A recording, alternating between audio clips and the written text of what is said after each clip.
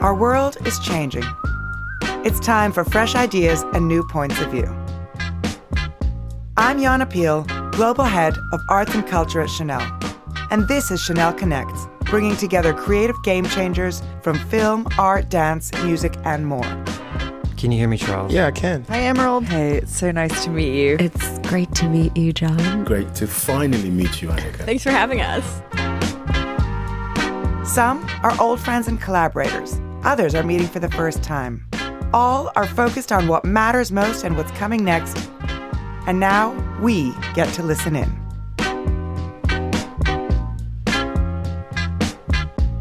Could you tell where my head was at when you found me? Me and you went to hell and back just to find peace. In this episode, Diane Solway, Head of Arts and Culture Programs at Chanel, moderates a conversation between Kennedy Yanko and Honey Dijon. Kennedy Yanko is a New York-based artist who makes visceral abstract sculptures from paint skin and scrap metal. In 2021, she was artist in residence at the Rubell Museum in Miami, where she presented her latest exhibition, White Passing, a reference to her biracial heritage. For the exhibition, Kennedy scoured the scrapyards of South Florida, salvaging mangled shipping containers and combining them with supple, brightly colored paint skins to create remarkable hanging sculptures that play with texture, weight, and form. Kennedy connects with DJ and producer Honey Dijon, known for her high-energy sets fusing classic disco with techno and house. Honey grew up on Chicago's South Side. She honed her craft in the underground clubs of New York and is now one of the most in-demand DJs on the scene. Playing major festivals, art fairs, and fashion shows around the world, Honey clocks up millions of views for her sets on YouTube, and as a Black trans woman in the world of dance music, she is an inspiration to many and aims to be a mirror of affirmation. Here, Honey and Kennedy discuss sampling the culture.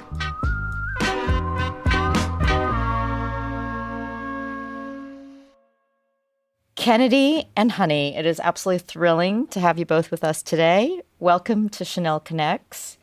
Kennedy, you're here in New York with me. We just walked over from your studio across the street. How would you describe that space that we were just in? My magical land, the studio, my paradise in the basement in Bushwick. I have my sculptures there, and I have my little studio area with my table and my couch, and I have a few different studios. One's for paint skins, one's for metal, and working through the pieces, and then one is where I kind of spend more time observing it. So we were spending time in my observation room. And Honey, where are you speaking to us from? Set the scene. Yes, I'm coming to you from Berlin, Germany. I'm currently sitting in my studio/kitchen table. And I have my library in front of me, so it's actually where I do most of my creative work is from my kitchen table. I know it's very cliche, but no, it's wonderful. True. And I think everyone around the world has been working from their kitchen table for the last 2 years. Yeah. So. Anyway, it's fantastic to be with both of you. And I know you guys have met briefly in Berlin, but I'm really excited to bring you both together in conversation today. And I wanted to start by asking you both about your early experiences with art and music. And it sounds like you both had very supportive parents. How did you both get started? Honey, do you want to take that first? Wow. Well, it's very funny that you ask that question when I think about the course of my life. My parents had me when they were very young. So they were party parents, basically. And I think, at the time that I grew up, in a pretty typical African-American household, music was a constant. Music was when you went to the grocery store, the radio. Music was when you cleaned the house. Music was when we had dinner together. So music was sort of very much a big part of my childhood. And I think that's where I fell in love with music and sharing music with others.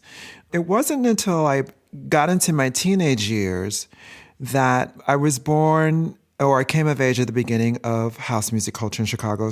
House music was born in Chicago, and it was a subculture pretty much within African-American, queer, gay scene. And like most subcultures, clothing and art played a big part of self-expression. That's how you identified your tribe.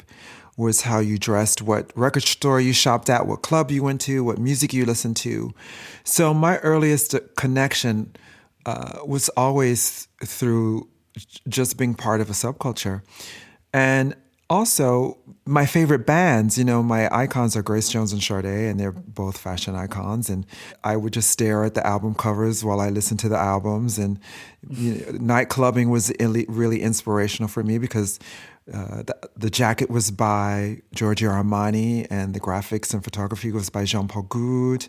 And Sade, whenever I would see her album covers, or one of them specifically was by Helmut Newton. She used to wear a lot of Gaultier. And so fashion and art and photography I've never had a separation or a division of any of those things. They all sort of played with one another. And so there was always this sort of obsession with all artistic expressions for me. Tell me, I just wanted to go back to your parents for a second, because I know you mentioned that they were party parents. And they were party parents. Yeah. And they kind of gave you the floor when it came to music. So tell me a bit about that. Yeah. So my parents used to have basement parties. And they always started past my bedtime. My mother's going to kill me when she hears this. But, after bedtime, I would sneak and sit on the edge of the stairs and listen to the music and the laughter and the clanking of glasses, and it was just becomes this atmosphere that I just sounded so exciting and full of life and vibrant. And I think that was my introduction to nightlife as a child. But also my mom used to let me play records an hour before my bedtime at the beginning of the night. And so I think that's where now there's a professional term for that. It's called a selector. But back then I was just sharing music or playing music that I loved and sharing it with my parents. And so I think that was the introduction for my lifelong career as a musician. Kennedy, what about you? What about your parents and your introduction to the world of culture? And did you get that early access? Yeah, I did. I was always around art in some way. My dad's a painter and an architect, and my mom's a writer. And so they were very... they were a little different though. They were kind of conservative in a strange way, and they were also bohemian in a strange way. And there was always some kind of weird balancing act between those two things that they would always ride. And I don't know if that's more because of just how they wanted to live their lives and what they were willing to do for their art, or if they really cared for their art. I always call my dad a lazy painter, because he goes in there, he messes around, does a little thing. But, we spent so much time talking about the formal aspects of art and making and the process. And, for me, from a really young age, painting immediately became a place for me to kind of just be able to explore in a way that is fully for myself and in myself. And I think as a younger person, I was just always kind of exploring. I was studying Man Ray, I was studying the Surrealists, I was studying the Expressionists, and I was really interested in kind of like counterculture and rock and roll. And I was 12 years old, and I'm a fellow Midwesterner, honey. I'm from Missouri. Oh, wow. We're neighbors. Yeah. We're neighbors. Yes, Yeah. yes. Howdy. Howdy.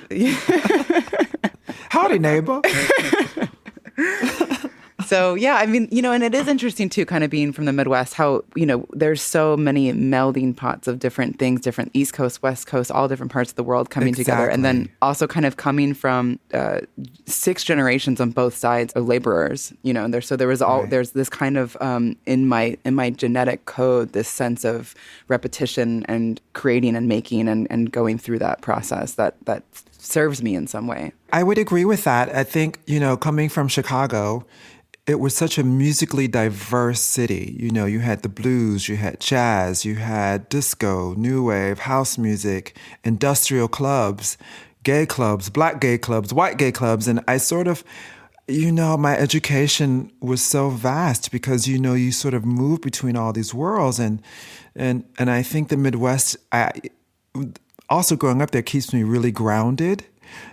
Which I really love. I can sort of, when I go back, everyone is really happy for what I've achieved in my life, but they're also like, but we still don't get too big for your britches, which is really nice. We don't really care. Yeah, they don't care. It's like, if like my mother, like when I walked in the Off-White show, she's like, oh yeah, you look really nice. Are you coming home for my birthday? Sort of like, Yeah.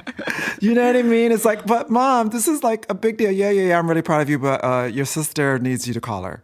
So, And it's and the other thing too might also be, we've both been doing this. You've been doing this forever, so they're like used to you doing it, right? Like you've got another show. But there were many times when especially at the beginning, when I wasn't at the level that I am now. I was like, well, mom, it's it's really hard. I'm not sure. Well, you can always get a job with benefits. That was always the job with benefits conversation. And so, Not the I just think, they just come from a generation where, like my parents were, middle class. So they, they worked. And so they just wanted to make sure that I was okay. Honey, was there a particular moment, a record, a party, a moment when you sort of thought, this is actually what I want to do, even if you didn't specifically know it was DJing? Was there something about that world that convinced you that's what I want to do? Well, okay. So I remember it specifically, and it's one of the most memorable experiences of my life, and it's probably going to sound really strange to a lot of people. But so a lot of the early music house parties were held in Catholic high schools and roller rinks. And I remember I was a dancer before I became a DJ, and I just loved to dance. And actually, one of the biggest influence of me, we had this video station in Chicago called MV60, and that's where I saw the New Puritans by Michael Clark dancing to The Fall. Oh, I remember that. Yeah, so that was like, oh my God, I want to dance like that. And so I used to go to these parties, and I would do this free form style dancing based on that, combined with house dancing and all that sort of stuff. And I got so into the music that I had an out-of-body experience, and I could literally physically see myself. It was very transcendental that I could see myself dancing. Like I was above myself, but I could see myself because it's the weirdest thing. And I remember saying to myself, I don't know what I'm going to do or how I'm going to do it or what this means, but I want to be a part of this the rest of my life. Wow, that's amazing. I've been watching your Boiler Room perform. I've been listening to it while I've been in the studio all week. Thank you. And, the one thing that I can't help but embrace is that the transient state of the way that you allow and create space for a really intense energy. Well, it's so interesting because we're both alchemists in a way. We both take existing materials, or I use, in your case, metal or found objects, and in my case, other people's music. And I put it together in my own way and it becomes something new. I always say that I'm just a vessel for the universe.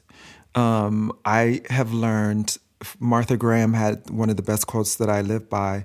It's not your place to judge the work, it's your place to do the work. And so I always feel like I'm an extension and an expression of the universe, so I don't get in its way. I just let it do what it does. And I always say all the hardships as well as the wonderful moments in my life have all played a part in allowing that energy to come through me. I don't believe anything of my creative talent I own. I'm a really great editor. I'm a really great sampler. That is my skill set of taking all these different people and inspirations that have inspired me, and I put them together in my own unique way. And that's mine. But it's just energy that's going through me now. Then after I'm not here, someone else will have that energy in their unique way. So I really just let the universe do its work. And I'm just glad that I got chosen for this particular expression.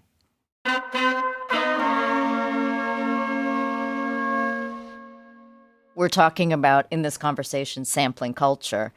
And there is so much crossover here between the two of you. And, Kennedy, you studied theater and yoga, bodybuilding, many kinds of art history. And you've likened the way you work to choreography, which I loved. We were just in your studio and you were talking about how there's a certain kind of choreography with the way you use materials, but also mix them, bend them, twist them, make them do what you want them to do. And I wonder, it's just sort of in relation to what Honey was just talking about, if you could elaborate a bit about that. Yeah, I mean, it's very interesting speaking with people working in sound, specifically within process. There's just so many overlaps conceptually in our practice, but I think visually in my work, I'm playing with scale and form and really how people are absorbing it and taking it in. So I'm constantly challenging your ability to know what the materiality is. So for instance, one of my materials is paint. So I'm literally pouring paint and I'm using paint as a sculptural material, which is not a typical way to use that medium. But when you look at it, you can't tell if it's metal, if it's soft, if it's hard or heavy or light. So there's so much for me in my interest of kind of going through the process of building, of making, of editing, and kind of bringing everything together. There's so much about connecting to that receptive energy. And there's also kind of this back and forth between the metal and the skin and myself. So there's always this dialogue that's happening with these two other materials. Can you talk a little bit, just for our listeners who are new to your work, could you talk a little bit about paint skins? Yes. So in 2009, I did a show called Wu Wei, which means to allow. And I was pouring paint onto canvas. And I was getting these beautiful fractal-like details from the way the paint would interact with itself. And in that moment, I realized that the medium will show me where I need to go next, because I was getting these miraculous details by almost removing myself in a way from the work. So the paint skins developed over a series of 10 years, and it's a process of pouring paint. It's all latex based, which is a really fascinating material because once it's shaped and formed, it has this porous quality to it, and it kind of slumps and it adheres to itself and to the metal. So there's this moment of inception. So my work has always had this sense of expansion and contraction. And for me, that language or that idea or that feeling is really the impetus of the signaling for me.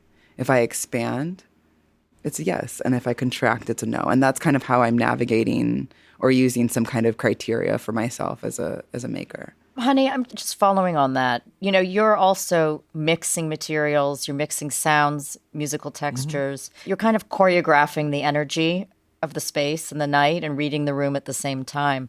Can you talk a little bit about how you feel when you're DJing? What's going through your head? How are you adjusting the work to the room, or do you do that? What am I thinking about depends on the energy of the room and the connectivity with the audience. I'm a proper New York DJ where we play from the opening to the end, and you're storytelling basically. And you're setting the room up, you're getting the energy correct depending on where you are.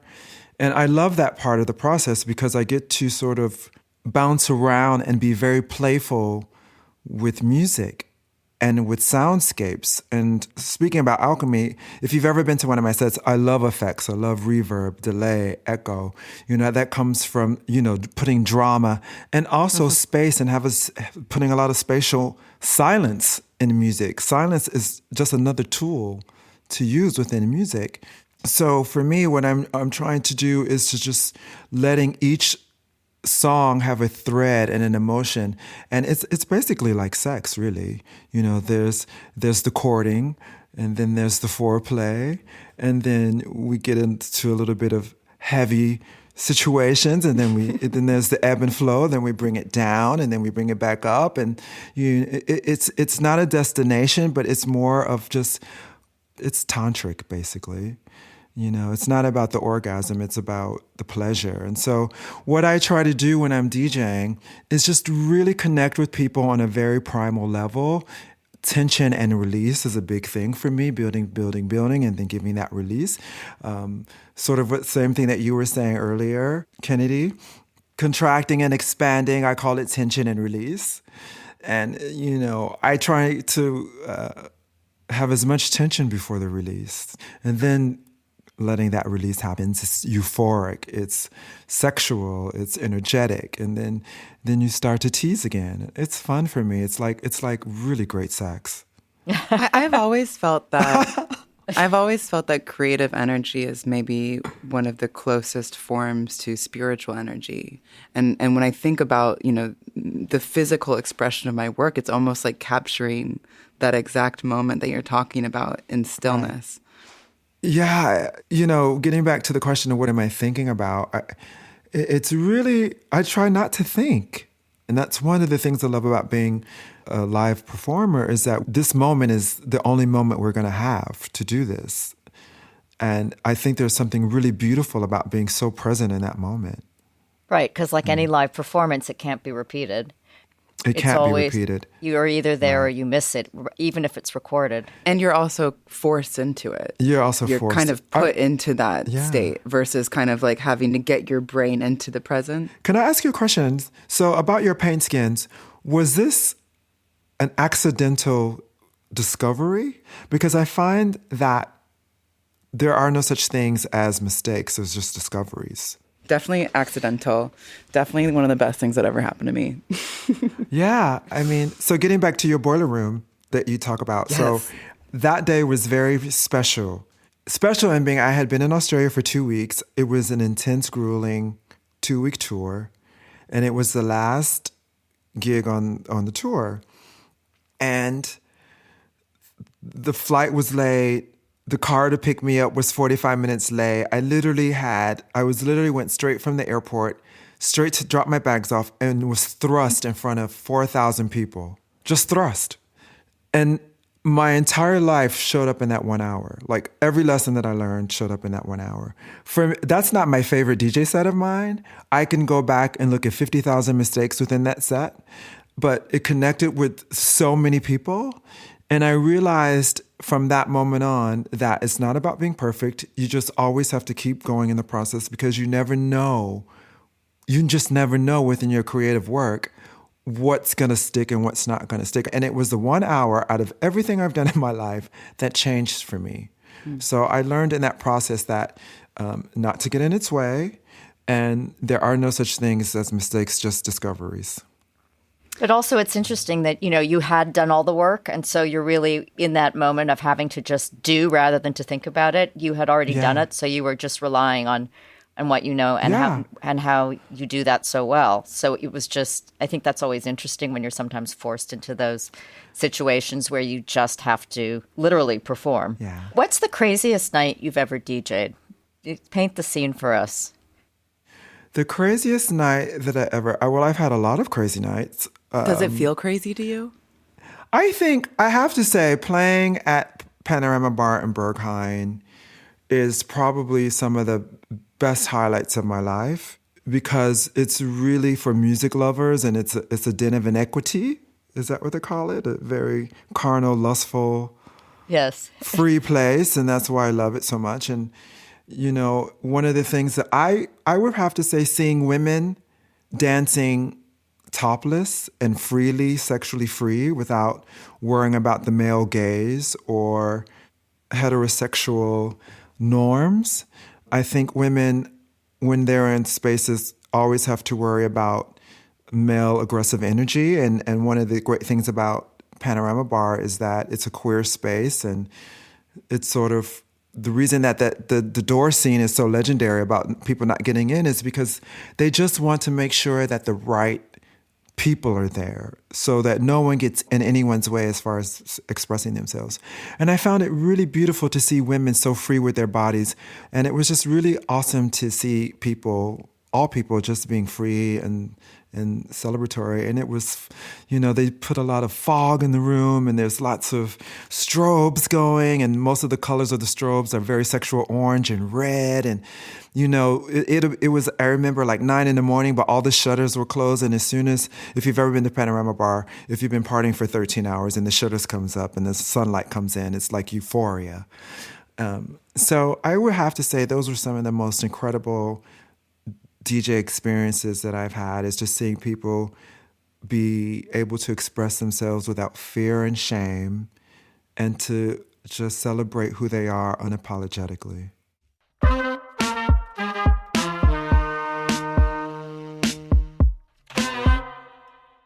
Kennedy, I know you spent 3 years with the Living Theater. 4 years. Kennedy's gesturing for, which is New York's oldest experimental theater group. And you worked with the founder, Judith Malina, early in your career when you first moved to New York. What did that experience teach you about building a community?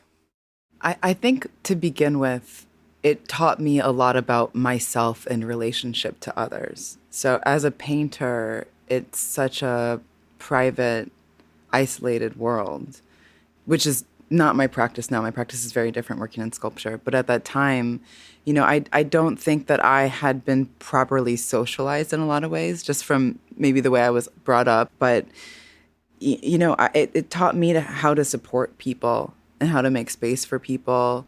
It taught me how to support myself in spaces like that, too, when I didn't know how to. But I think more than anything, being in a commune that was specifically focused on incubating ideas and building art versus, making a farm or something like that.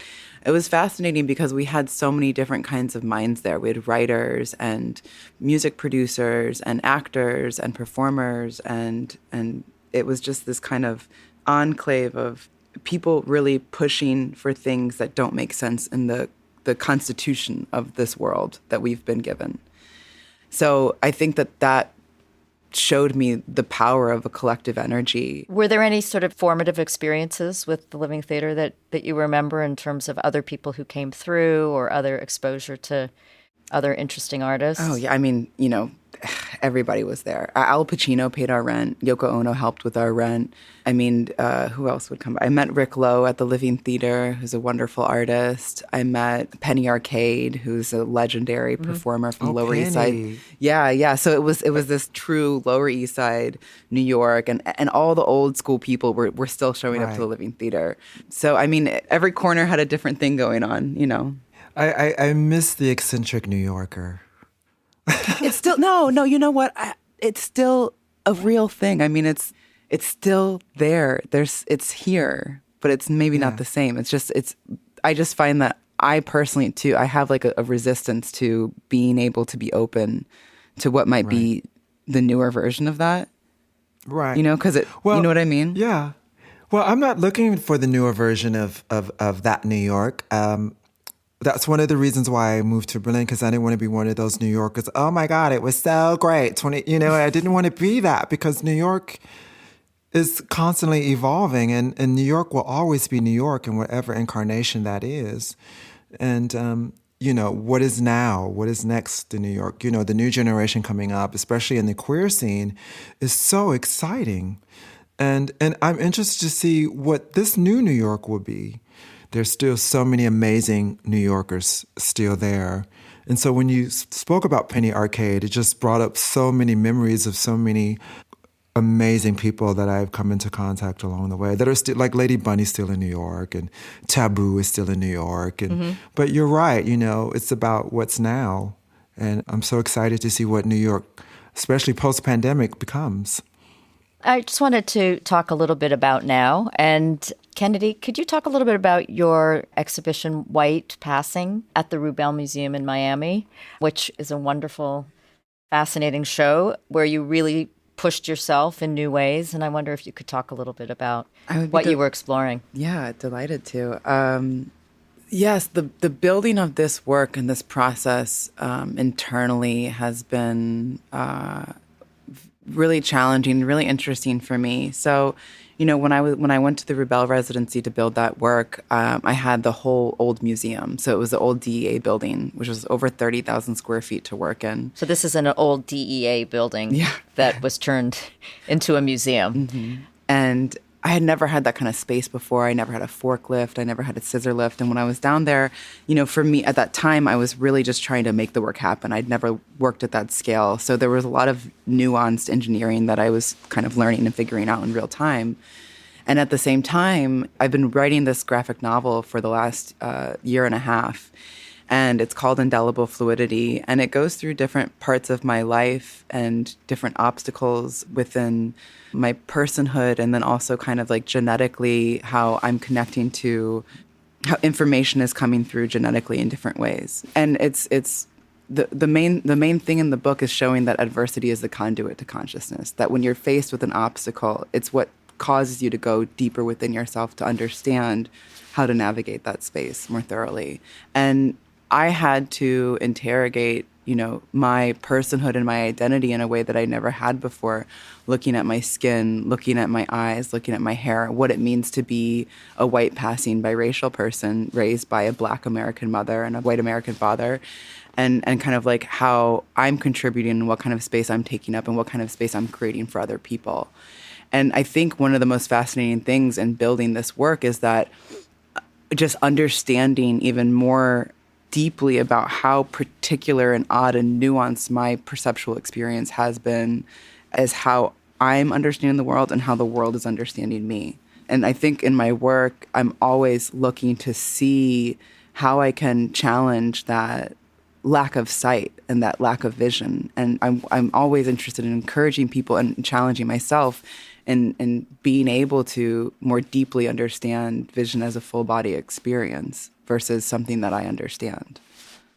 Can you also talk a little bit about the work that you created for that show? Because I know you were working on a much bigger scale than you had ever worked in before. So I had set a couple weeks aside for scavenging for metal. So basically with my process, I spend a lot of time just hunting for the materials that I'm looking for. So we're driving around and I found this amazing shipping container that I'd been wanting to work with this material for years because the spines of the shipping containers are really structural and strong. And then the other metal on it is this kind of malleable, soft, flimsy metal that has this incredible expression that you can only find from the thinner steels. It gets these beautiful curls and wrinkles, and it had these wonderful colors on it. So the biggest one stands, I think over 20 feet tall, and I used over 100 gallons of paint for the paint skins. Wow. So in having that kind of space to work in, I was able to scale up in every way, and I learned a new technique that has significantly changed the way that the skins are expressing themselves. You've talked a lot about finding metal for your sculptures in these sort of wild-sounding scrap yards across the U.S. Could you tell us a little bit more about those expeditions and are they dangerous? Are they what does that entail? Well, it all started, but really no. I think it all really did start from a really young age, and my painting practice has always been an action painting. So that means that I'm responding in the moment, I'm working quite aggressively, and it's very physical and automatic. So when I'm looking for the materials, I'm involving myself in completely a very different environments. So while I'm going to the yards, it's me and Jewel, and we're in the Sprinter truck, and we're driving around. We go to Philly and Baltimore. And so on the I don't know if you've ever been in a metal yard before. No, but tell me what that expedition is like. It's basically like walking into the apocalypse. You're walking into this space. There's 30 feet tall of metal. There are these huge dinosaur machines,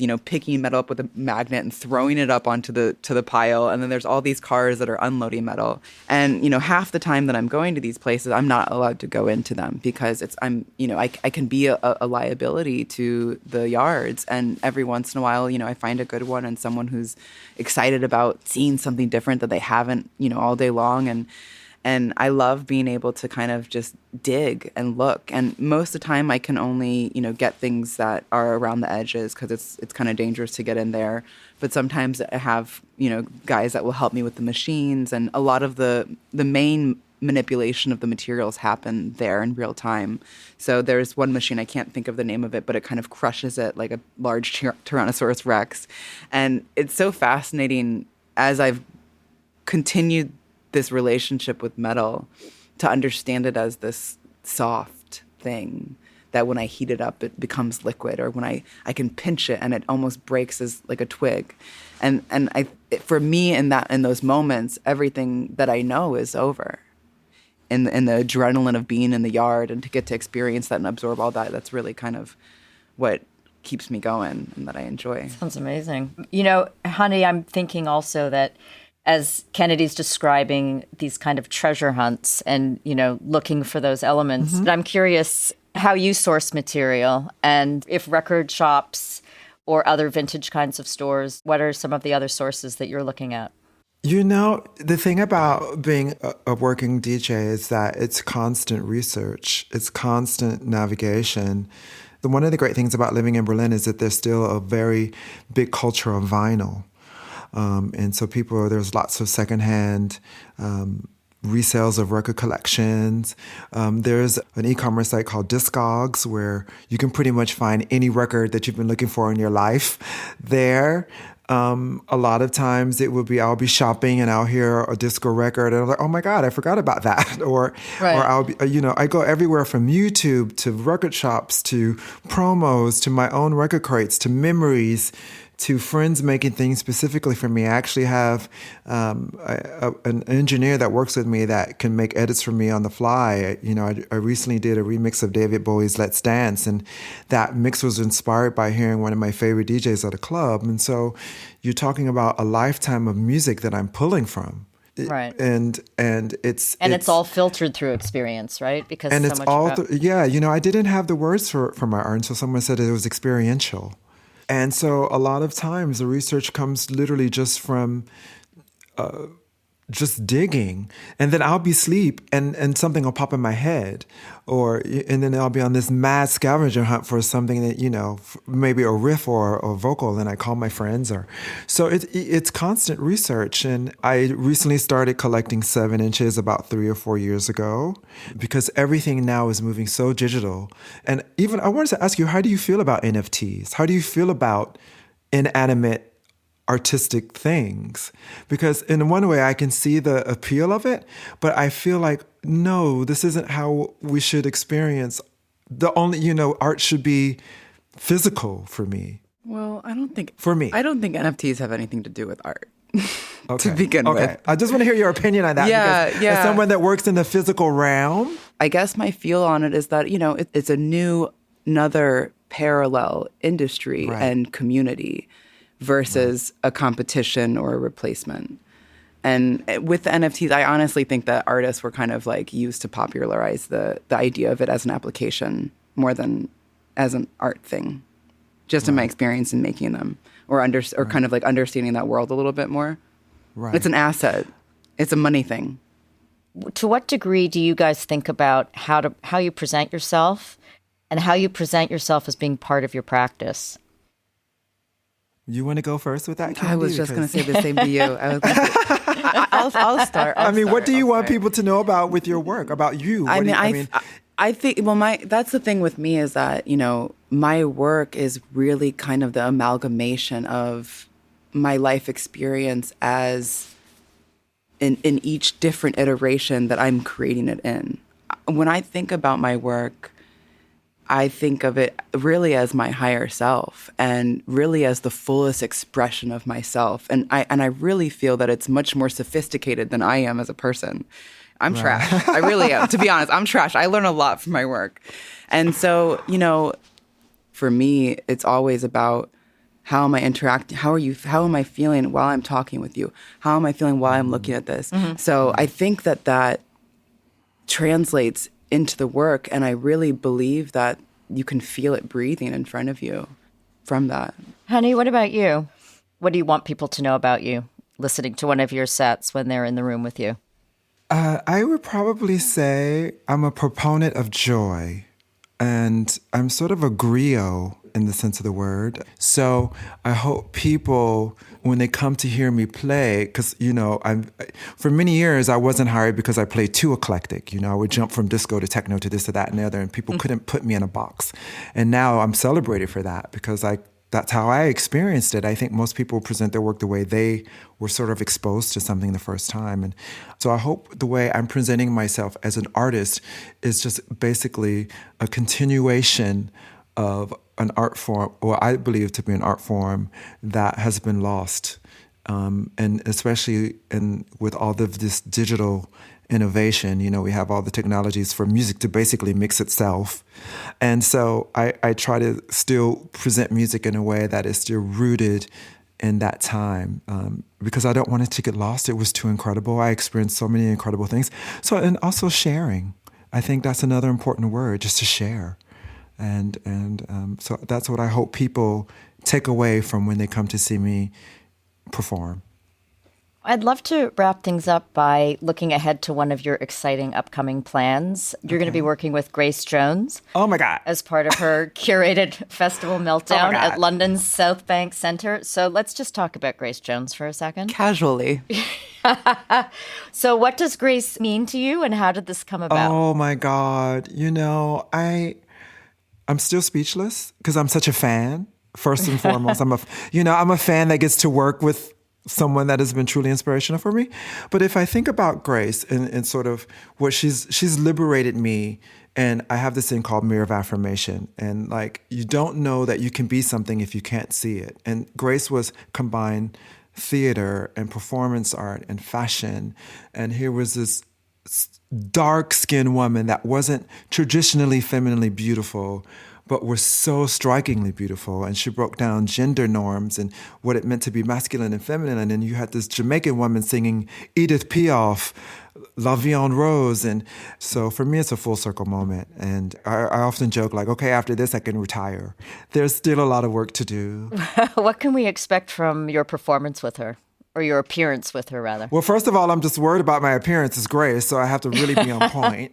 So the first thing is like, what am I going to wear? And have you solved it? Oh, yeah, I've solved that riddle. I have to be correct for that one. I've solved that riddle. Thank you so much to both of you. This has been a wonderful opportunity to talk to you both and bring you both together. Honey, I think Kennedy and I will see you soon in London. Yes, awesome. Yes, wonderful. Thank you guys so much. This was really a pleasure. Thank you so much. I hope it was thrilling as a roller coaster ride. Invigorating. As always, yes.